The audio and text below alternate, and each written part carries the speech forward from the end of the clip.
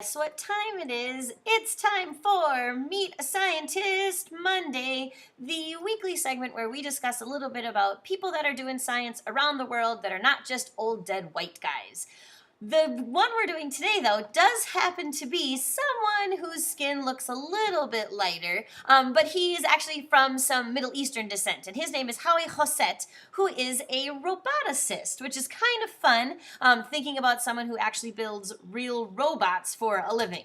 So what he's doing is he's building something called a snake robot, and you can see from the picture that the reason it's called a snake robot is because of the way that it looks. It's kind of long and skinny, it can wrap around stuff. Each of those individual segments can kind of be used to move independently. So this is what he is spending his time working on. So each of those little cylinders that make up the little segments of the kind of looking snake thing, each has a motor that can kind of, like I said, move independently.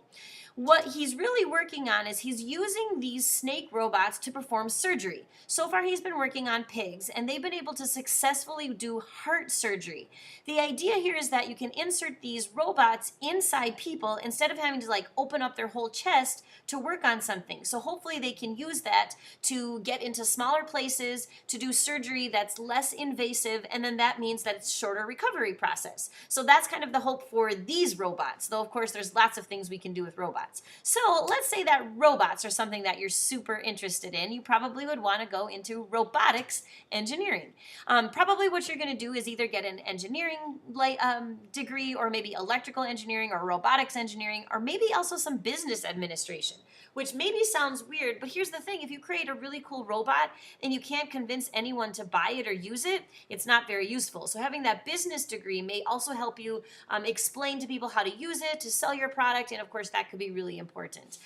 In terms of where you might get your pay, it's kind of low, maybe 30 to 50,000, and for a single person that's pretty decent. But if you have a family that you're supporting, whether it's children or a partner or your parents or relatives or something, that would be a little bit tougher in terms of being able to pay bills and pay rent and all of that. So you probably would want to make sure you got some more experience and did some more stuff, so that you can end up with maybe something a little bit higher.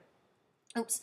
The idea here, though, is that even if you get a little bit of experience, or if you get what is known as a master's degree, which is the degree you get after a bachelor's, which is what you get at mostly a 4-year university or college, you might get all the way up to like 50 to 60,000, which is starting to get into a more pretty manageable and pretty decent pay in terms of having, as long as you're smart with your choices about having some money left over to do, fun things, or, buy special things or go on trips or things like that.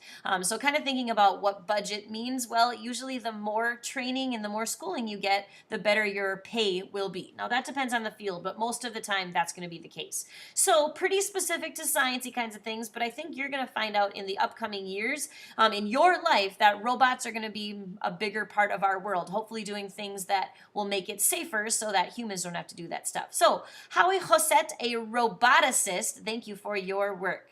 Thanks for listening. Bye.